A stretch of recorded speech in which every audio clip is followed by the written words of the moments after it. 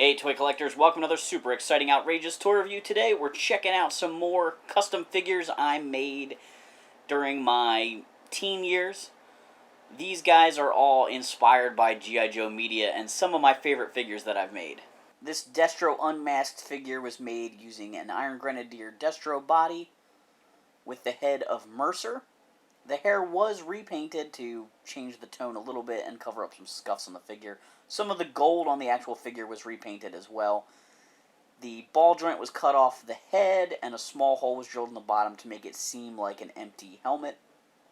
This was based on his appearance in the Marvel comic book.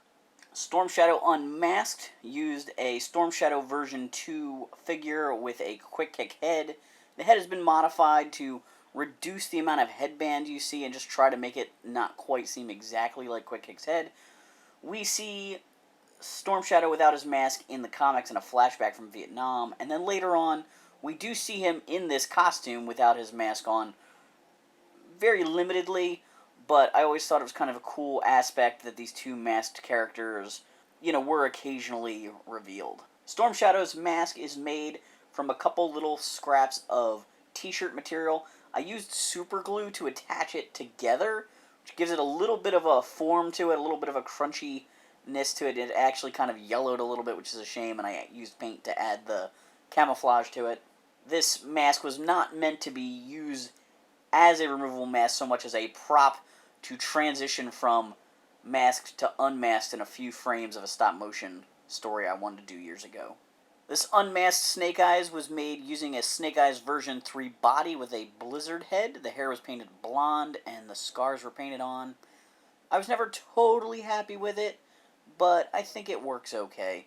His mask is actually made from the tip of a black glove with the silver goggles drawn on. I know it doesn't look great, but the plan was to use this basically for a split second in a stop-motion animation where he would go from the original figure with the sculpted mask head to the unmasked head with just a frame or two of this cloth mask getting yanked off by Storm Shadow. The Cobra Communications Trooper from the first issue of the comic book. When I was in college, blue shirts were very readily available at Toys R Us in 6-packs, and I did a little bit of customizing with these figures because each pack had a Scarface and a couple other figures, within them. There was a little bit of variety built in.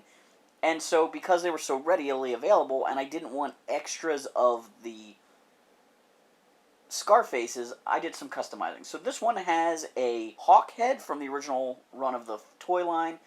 The headset was made using Breaker's headset and a piece of rubber band that's glued on his head and painted. His backpack is Breaker's backpack and all the bits from the headset that were left over from making this guy's head. And his little mask was sculpted on, and I did a little bit of painting to him. And I really, really like how he turned out. Just kind of a fun little extra to my blue shirt army. This is Cobra Commander's son, Billy, in his ninja training outfit. After Billy was injured, he lost an eye and a leg. The leg was replaced with a robotic one. He was trained by Storm Shadow in the ninja art. So this is actually a very yellowed Storm Shadow figure that I had back in the days before we knew how to de-yellow a figure. I sanded off the sash and the weapons that stick out of his belt, touched everything up with white paint, and sculpted on his eye patch. The Cobra Mechanics. During the new sculpt era, this was actually when I was in college, everybody kept customizing the Recondo figures that we all had extras of into the Cobra Mechanics. This version of Recondo wearing the baseball cap was 2-packed with an Iron Grenadier that everybody was army building, and so I just painted his outfit blue. I did actually paint the hair color on 2 of them, so they didn't all look exactly the same. So one has light brown hair, one has dark brown hair, one has black hair. Overall, I think they're great figures, and it was a character that I always thought was kind of neat as a kid.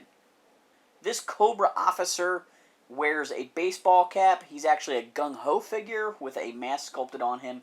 There was a character that looked similar to this in a Special Missions issue where Cobra tries to steal the Vector jet from Battle Force 2000. And also, I just kind of like the idea of having some different characters, some variety in my blue shirts, because those Toys R Us packs had so many Scarface figures, which is a specific Cobra officer. I had this idea for a stop-motion animated series or a webcomic that I was going to create, and this guy's name was going to be Viper, and he was going to lead some troopers that would become Cobra Vipers later on in my series as time progressed. My plan was to kind of introduce characters and figures and kill off some characters based on when toys were issued or toys disappeared. So I was going to have the Vipers come from this guy's like squad of blue shirts as the story progressed. Deep Six out of his deep sea diving uniform. This was also based on the Marvel Comics. We saw Deep Six out of his scuba suit a few times. He's made using a Deep Six head, Cutter's torso, Skidmark's arms, and Shipwreck's legs. Shipwreck's boots were painted white to look like sneakers. Some cuts were put into the lower portion of the torso using a Dremel cutoff wheel to make it have the same sweater texture as the sleeves. Overall, I think it's kind of an opportunity that was missed in the original line. So I pretty much had this stop-motion animated fight scene planned out where Snake Eyes and Storm Shadow are going to mirror each other in a bunch of moves and then grab each other's masks and unmask each other. And so I needed a few frames where the mask was like getting ripped off, so they would need these cloth masks, even though they don't look great on the actual figures. And so it would end with something like this, and they would be eye to eye, unmasked for a split second kind of thing in the video project. But it never materialized, and whatever. I have these unmasked custom figures in my collection. I like the Storm Shadow one more than the Snake Eyes. I never really quite found the right head for Snake Eyes, in my opinion. And I feel like I got better at painting the scars later. I tried it on another head, and I think the results were better. But that's my unmasked Snake Eyes and Storm Shadow in O-ring format. Let me know what you thought of these figures in the comments down below. Thanks for watching this super exciting, outrageous toy review. Make sure to like, subscribe, and check out my other videos.